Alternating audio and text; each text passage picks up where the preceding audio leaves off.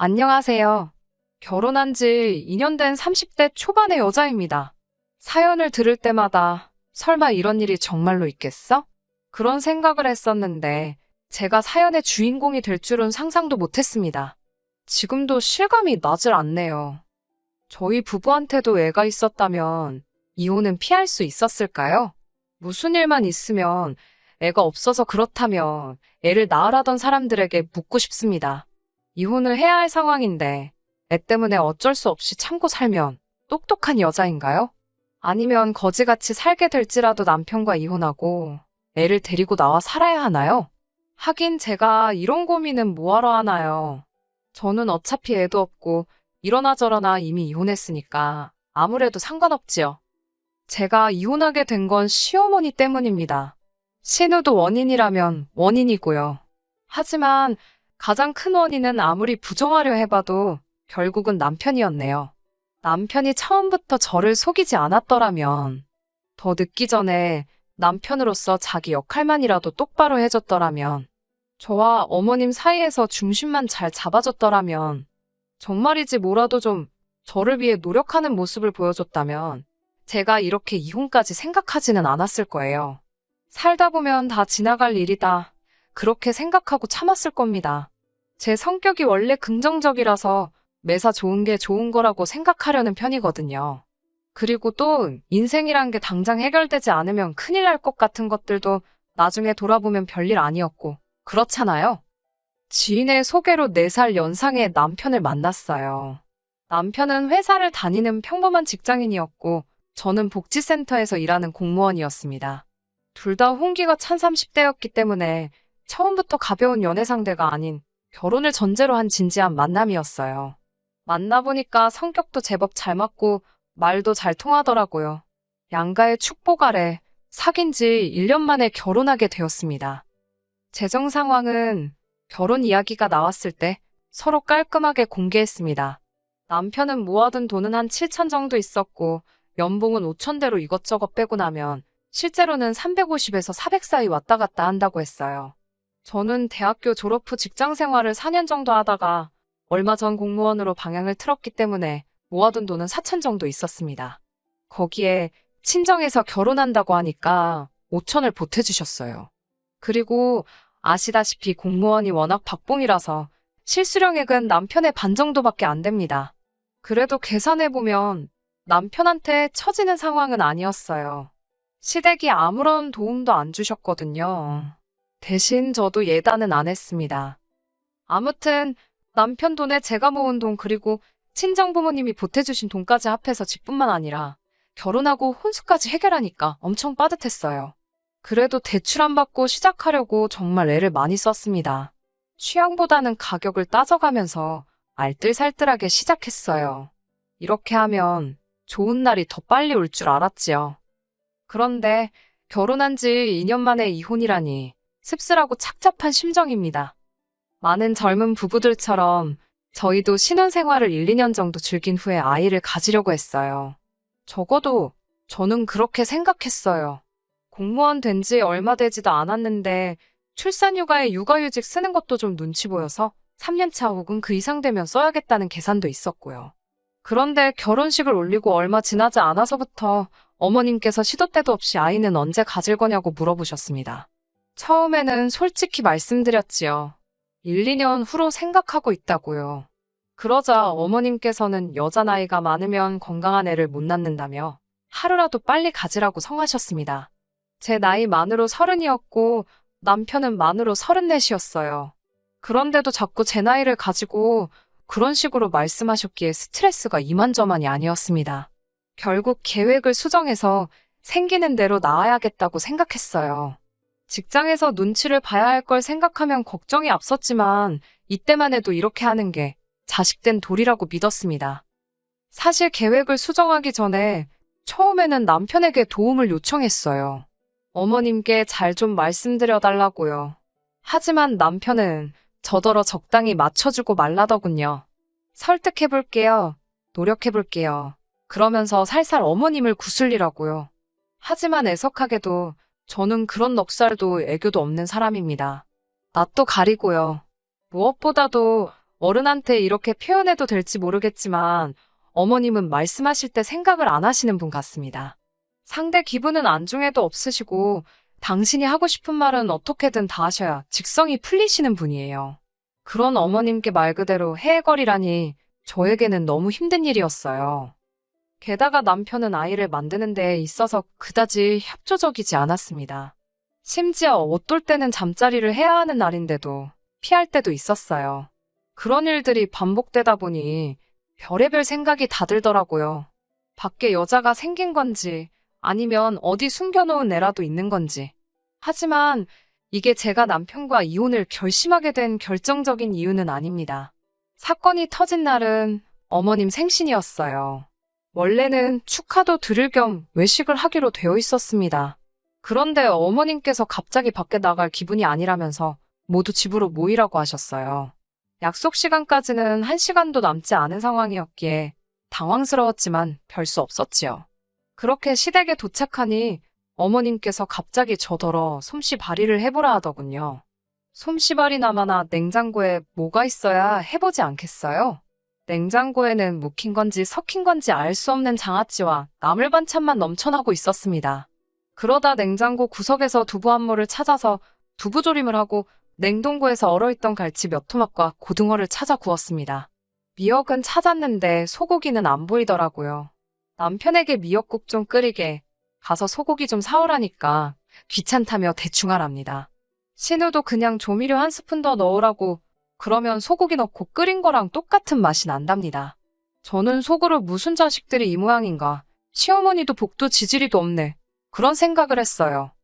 식사 준비를 마치고 이제 상을 차리려고 하는데 시어머니가 아직도 멀었냐며 소리를 치셨습니다.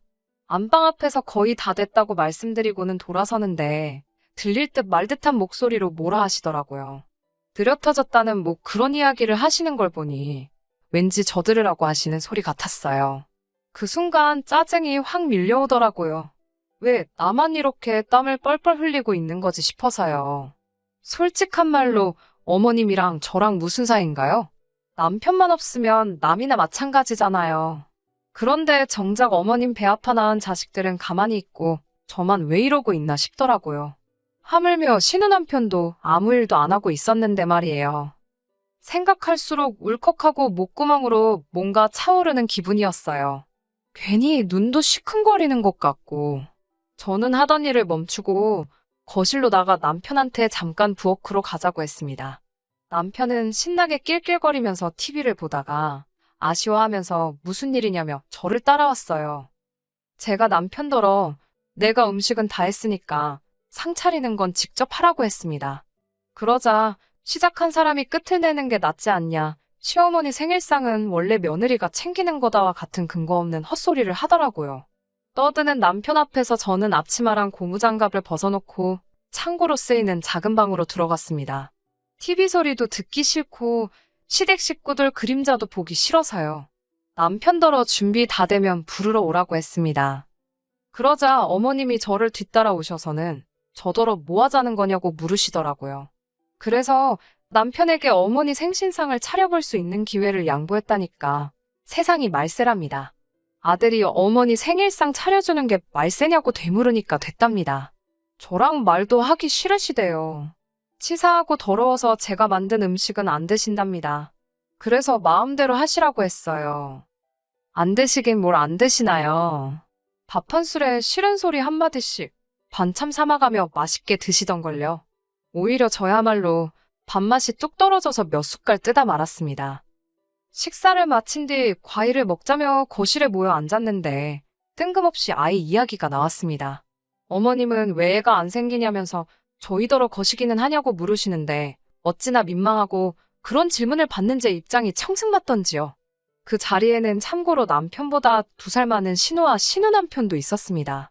이럴 때 남편이 나서서 저를 대신에 한마디라도 해주면 좋을 텐데 남편은 꿀먹은 모마냥 입을 딱 다물고 먼 산만 바라보고 있더라고요. 제가 왜 그런 이야기를 이런 자리에서 하시냐니까 쪽팔린 줄은 아냐고 그러십니다. 어머님은 여자가 남편 하나 못 잡아뜨리냐며 저더러 마누라로서 직무유기랍니다. 그러다 남편이 바람나도 저는 할 말이 없다고요. 그런 소리를 듣는데 솔직히 제정신일 여자가 몇이나 될까요? 손발이 부들부들 떨리더라고요. 정말이지 신우 남편 앞에서 진짜 못 보일 꼴 보일까 싶어서 먼저 가보겠다 하고 일어섰습니다. 뒤도 안 돌아보고 나오는데 남편이 그러고 가면 어떡하냐며 저를 잡더라고요. 제 뒤통수에다 대고 어머님께서 며느리가 당신을 무시한다며 아까부터 제가 삐딱선을 타는 것 같더니 저것 보라고 시애미 알기를 뭐같이 안다며 나오지도 않는 눈물을 쥐어짜내는 생쇼를 하고 계시더군요. 그제서야 이 집구석에서 내가 뭘 하고 있는 건가 정신이 번쩍 들었습니다. 제가 그동안 헛짓거리하고 있었다는 걸요. 집에 돌아오고 얼마 지나지 않아 남편, 신우 그리고 시어머니까지 다 몰려왔더라고요. 저 하나 상대하겠다고 다들 몰려온 거 보니 황당하다 못해 웃기던걸요. 현관을 열기가 무섭게 시어머니는 어떻게 당신 사위가 보고 있는데 며느리가 그러고 나갈 수가 있냐면서 괘씸하다고 당장 무릎 꿇고 빌랍니다. 그러면 이번 한 번만은 봐주신다면서요. 그러자 신우가 저를 잡아 끌고 베란다로 가더니 그냥 사과 좀 해달랍니다. 자기 어머니 성질 알지 않냐면서 그냥 맞춰드리래요. 신우 남편도 오늘 있었던 일에 대해서 크게 생각하지 않을 거라면서 너무 신경 쓰지 말라면서요. 형님이야 친어머니니까 그냥 맞춰드리는 게 될지 몰라도 저는 아니라고 딱 잘라 거절했습니다. 저는 잘못한 거 전혀 없고 오히려 사과는 제가 받아야 할 판이라고요. 나이 드신 어머님한테 무릎 꿇으란 소리는 안 하겠지만 저도 이번만큼은 제대로 된 사과를 받아야겠다고 했습니다. 그러니까 신우가 대번에 저더러 적당히 좀 하지 자기까지 이렇게 나서서 중재를 하는데 그걸 꼭 따박따박 시시비비를 가려야 직성이 풀리겠냐며 짜증을 내더라고요. 그러더니 자기도 이제 모르겠다며 신경질을 부리더라고요. 참다 못한 제가 결국 신우한테 가뜩이나 머리 아픈데 보태지 말고 제발 그냥 그만 좀 하시고 일단 집에 가시라고 했어요. 신우도 저더러 후회하지 말랍니다. 어머님은 당신 뜻대로 제 사과를 못 받아서 화가 나셨는지 제 꼴도 보기 싫다며 당신 죽으면 무덤에 나와서 올라고 악을 쓰시더라고요.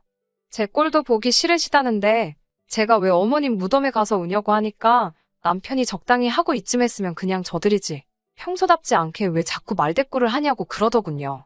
이때까지 말 못하는 뭐마냥 가만히 있다가 꼴랑 한마디 한 게 말대꾸 왜 하냐고? 남편한테 쓸모없고 도움도 안 되는 인간이라고 막말을 퍼붓고는 등 떠밀어 어머님이랑 같이 집에서 내보내버렸어요. 아무리 생각해도 분이 안 풀리더라고요. 하다못해 남편 뺨이라도 한 대 칠걸 하는 후회가 밀려왔어요. 도무지 이 화를 풀 방법이 떠오르지가 않아 평소에 남편이 주로 쓰던 방에 들어갔습니다. 방을 둘러보니 남편이 아끼던 여러 가지 물건들이 눈에 띄더라고요. 마음 같아선 다 때려부시고 싶었는데 잠깐이나마 다시 살려면 행여나 내 돈 들어갈까 싶은 생각에 고민이 되었습니다. 이런 순간에도 머릿속에서 계산을 하고 있는 제 자신이 참 초라하더군요. 결국 에라 모르겠다라는 심정으로 컴퓨터고 뭐고 집어던지는데 키보드 밑에서 접혀져 있던 서류 하나가 눈에 띄었어요. 중요한 서류라서 숨겨둔 것 같더군요. 그 서류를 열어보고 정말이지 다리에 힘이 풀려서 주저앉고 말았습니다. 서류는 어떤 검사의 결과지였습니다. 적힌 이름과 병원을 보니 남편이 저 몰래 비뇨기과에서 검사를 받았더군요. 그런데 그 결과가 충격적이었습니다. 남편에게 문제가 있었더군요. 불임이었습니다. 하지만 제가 더 충격을 받았던 이유는 바로 검사 날짜 때문이었어요. 결혼 전에 이루어진 검사였습니다. 남편은 처음부터 자기가 임신할 수 없다는 걸 알면서도 저에게 말하지 않았던 거예요. 게다가 그렇게 제가 어머님에게 수모를 당하는데도 모른 척 했던 거고 배신감에 치가 떨린다는 게 어떤 건지 알겠더라고요. 더 할 말이 없었지요. 그 종이 들고 바로 시댁으로 향했습니다. 시댁에 도착하니 신우가 그렇게 뻗팅긴 것 치곤 너무 빨리 온 거 아니냐며 한껏 빈정거리더라고요. 지 동생이 어떤 상태인지도 모르고 까불거리는 게 웃기지도 않더라고요. 어머님께서도 일단 현관에서 무릎 꿇고 사과부터 하고 신발 벗으랍니다. 저는 보란듯이 신발도 벗지 않고 집 안으로 성큼성큼 들어갔어요. 어머님이 저에게 삿대질을 하시면서 미쳤냐고 그러더라고요. 남편도 저더러 실성을 한 거냐면서 당장 신발 벗으라고 난리였습니다. 제가 이 서류 뭐냐고 남편 얼굴에 검사 결과지를 들이밀었습니다. 처음에는 뭔지도 모르고 뭔데 이 난리냐며 한 대 때릴 기세로 다가오던 남편이 제 손에서 결과지를 낚아채더니 이거 어디서 찾았냐면서 얼굴이 하얗게 질리더라고요. 왜 나를 속였냐니까 좀 전까지 핏대 세우던 인간은 어디 가고 또 입 딱 다물고 아무 말도 하지 않더라고요. 어머님은 도대체 무슨 상황이냐면서 남편더러 손에 든 것 당장 이리 가져오라고 하셨습니다. 남편은 그래도 쪽팔린 건 아는지 그걸 숨기더라고요. 그러니까 보다 못한 신우가 도대체 뭔데 갑자기 찍소리도 못하냐면서 그걸 또 남편 손에서 뺏어갔고요. 평소에도 눈이 나빠서 돋보기 같은 걸 쓰고 다니는 신우가 자기 눈을 못 믿겠다는 듯 몇 번이고 돋보기를 섰다 벗었다 하면서 결과지를 들여다보더니 이거 진짜냐고 남편한테 물었어요. 남편은 말없이 고개만 끄덕이고요.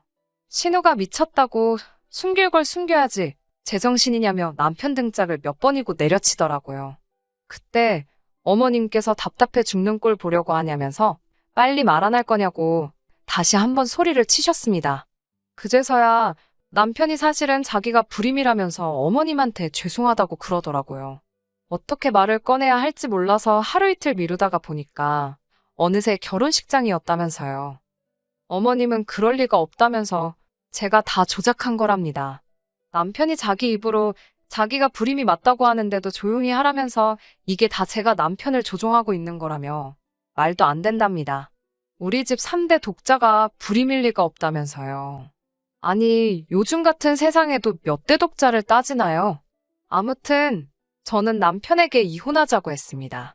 불임 사실을 숨기다니, 게다가 어머님의 폭언까지 이건 명백히 사기 결혼이고 이혼 사유가 충분하다고요. 그러자 남편이 저를 사랑하는 그 마음만큼은 진심이었답니다. 언젠가는 꼭 고백하려고 했다면서 이제 모두가 알게 되었으니 입양도 생각해 볼 수 있지 않겠냐면서 같이 노력해보자고 하더군요. 사람이 뻔뻔해도 정도가 있지. 뚫린 입이라고 아무 말이나 떠드는구나 싶은 게 가관이었어요. 어머님은 그제서야 저더러 그동안 당신이 말을 심하게 했다면 미안하다면서 나중에 저도 자식 낳아보면 알 거랍니다. 부모 마음이 다 그렇대요. 도대체 무슨 말씀을 하시는 건지 지금 저더러 어디 가서 하나 낳아보라는 말씀이냐고 빈정거렸습니다. 아무래도 그동안 당한 게 쌓여있다 보니 말 한마디도 곱게 안 나가더라고요. 어머님도 그제서야 아차 싶으셨는지 한숨만 푹푹 내쉬더라고요. 이후로 남편이 매달리고 어머님이랑 신우가 절 설득하려고 어설프게 친한 척하고 그러는 일도 있긴 했지만 결과적으로 이혼했습니다. 결혼 생활이 길지 않았던 탓에 위자료는 2천만 원을 받았네요. 그동안 받았던 정신적 고통에 비하면 너무나 부족한 금액이었지만 지금이라도 진흙탕에서 발 뺐다 생각하면 다행이다 싶어요. 그런데 얼마 뒤 신우 남편에게서 연락이 왔습니다. 너무 뜬금없는 연락이라서 받을까 말까 고민하다 받았어요. 그런데 그쪽도 이혼 소송을 시작했다면서 저에게 몇 가지 질문이 있어서 전화를 했다고 하더라고요. 무슨 일인가 하니 신우 남편이 제 상황을 보고는 뭔가 기분이 찜찜하더랍니다. 신우네는 결혼한 지 5년이 넘어가는데도 애가 안 생기고 있었거든요. 그런데 신우 남편은 부모가 없어요. 한마디로 신우는 시댁이 없고 그 말인즉슨 신우한테 애 가지라고 구박하는 사람이 없었다는 거지요. 신우 남편은 어디 가서 말도 못하고 혼자서 애간장만 태우고 있었나 봐요. 그러다 결국 저희 상황을 보고는 이대로는 안 되겠다 싶어서 방강제로 신우를 병원에 데려가 같이 검사를 받았대요. 그런데 세상에 젊어서 무슨 일이 있었던 건지 의사 말이 신우는 애를 더는 못 가질 거라고 했답니다. 저희 남편은 그나마 무슨 염색체 이상으로 인한 신체적 결함이었는데 신우는 차마 입에 담기도 민망하고 추접스러운 이유였어요. 신우랑 시어머니는 신우 남편 앞에서 그래도 조강지처를 벌이는 법이 어딨냐고 울고짜고 난리였다는데 결국은 더러워서 못 살겠더랍니다. 그래서 이혼한다고 푸념을 늘어놓더라고요. 정말이지 살다 보니까 별일을 다 겪고 별꼴을 다 봅니다. 정말 그 집 구석 어떻게 됐으려나 모르겠어요. 이래서 사람은 항상 마음을 곱게 쓰고 말도 곱게 해야 하는 것 같아요. 앵무새 마냥 매일 손자 타령하던 우리, 아니 전 시어머니, 이제 어쩌면 좋을라나요? 끝. 끝까지 들어주셔서 감사합니다. 오늘의 사연은 여기까지입니다. 구독과 좋아요, 알람 설정 부탁드리고 더 좋은 사연으로 다시 찾아뵙겠습니다. 감사합니다.